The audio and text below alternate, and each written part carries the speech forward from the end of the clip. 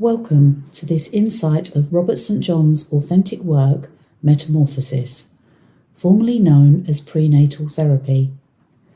The visionary, Robert St. John, devoted his life to observing the healing powers of the body. His work as a reflexologist evolved into prenatal therapy, where he became aware that we inherited traits at conception from our parents and ancestors, which more recent studies have proven. Robert St. John recognised that the practitioner was merely a catalyst while the body healed itself, making this safe and suitable for all ages at all levels of well-being. Metamorphosis can be given to others and oneself.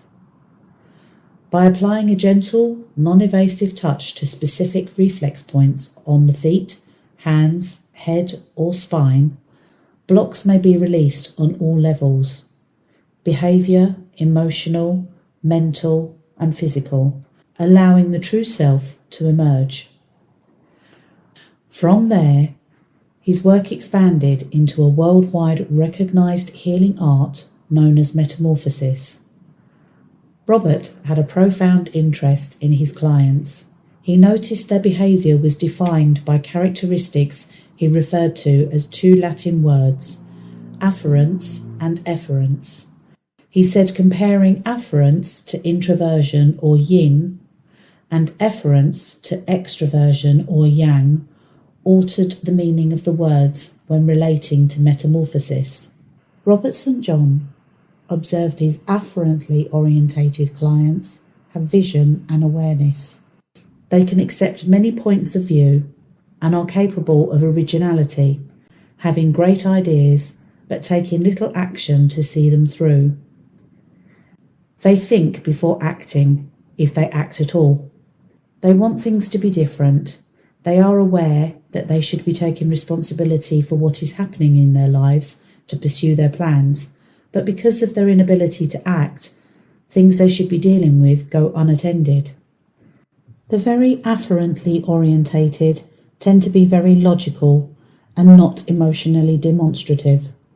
Others may perceive them as distant. They are oversensitive, meaning they feel the stress of life. They pick up on the psychic aspect of life and the stresses of others. They can suffer from depression, reacting with an angry outburst when they feel misunderstood, which to everyone seems irrational, but it's not to them. Putting up with the insensitivity of others causes one last, possibly small thing to break the camel's back.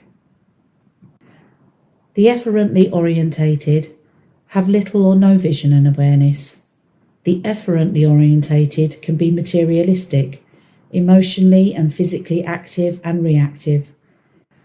If this person senses stress in another person who is mainly afferent, they will feel compelled to dominate them. The afferently orientated, by taking no action, incites the efferently orientated to take action against them, which may account for bullying, domestic violence, arguments, and general unrest. If they become involved in a business or personal relationship, they will insist on doing things their way, taking credit for any business success and blaming failure on others. Stress in the efferent pattern compels them to act without thinking things through. Their actions are compulsive, which may prevent them from thinking about anything or anyone, just reacting to situations with no thought of the consequences for themselves or others. They find it hard to grasp and fully understand afference and efference. They only have one point of view, and it is a point of view that is unbending as they strive to prove their point. They firmly believe there is nothing wrong with their actions and think that they do not need to change, as it is other people who are to blame. People have to switch between afference and efference. Their career might require them to give lectures or presentations. Many celebrities admit to having stage fright to the point of being physically sick. Once they are performing, they can cope, as they have switched to efference. However, the long-term effect can be damaging to them.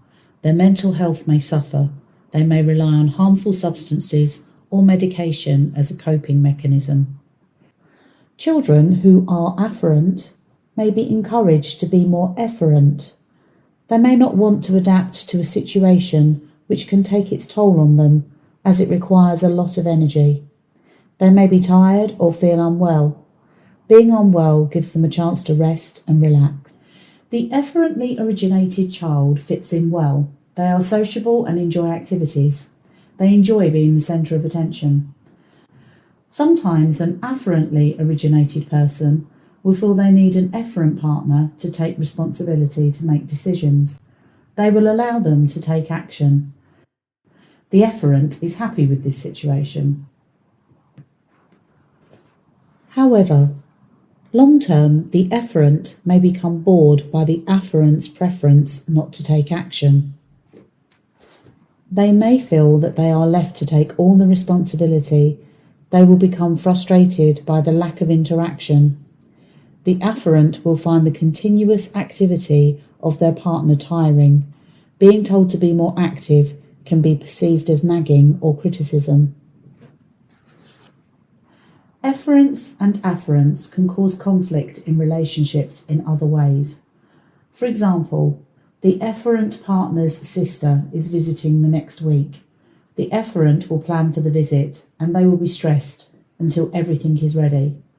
Their partner, being afferent, cannot see the urgency to take action so soon. It would be acceptable to start preparing the evening before. Another cause of conflict is the efferent partner will be ready for a meeting or appointment and waiting to leave.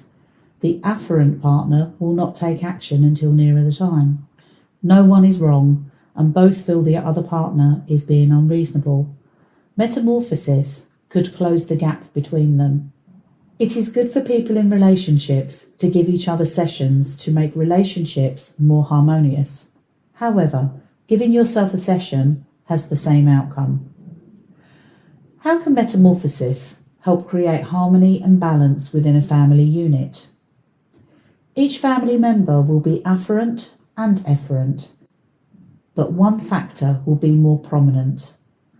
No one is to blame for the unconscious tensions in some family units. Each member follows the pattern they inherited at conception. Afferent blame themselves and the efferent blame others. If several family members are efferent, there can be a chaotic environment full of tension. Families feel guilt when they admit that when an efferent family member is not at home, the whole atmosphere is more harmonious. They can relax and relate to each other without the constant attention-seeking family member upsetting and causing problems for the entire household. Parents can relate more with one child than another, not because they favour them, but because they identify with the child's inherited patterns. Families should be encouraged to give each other sessions. If they work on each other or themselves, they will benefit from a more harmonious family environment. An afferently orientated person retreats, which incites the efferently orientated to take action against them. This may be verbal, emotional, or physical. The afferent member could be displaying addictive or compulsive behavioural patterns. They may also be overwhelmed by the efferent member and feel undermined by their overbearing attitude, feeling they always have to comply with their wishes to keep the peace. In contrast, the efferent member can cause tension by complaining, demanding, and controlling every situation. The efferent person is powerful.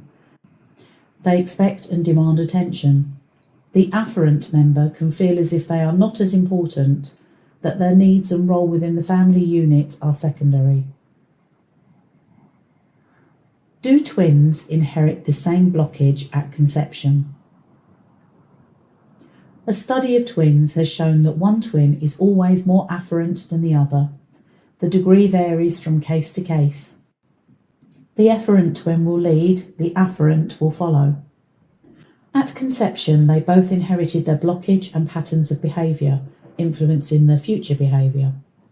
If they are both afferently orientated, they will delay taking action to be born. One twin is then driven into efference by its twin, relying on it to take action and lead the way.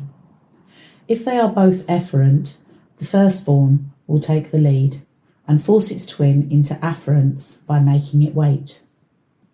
We are all both afferent and efferent.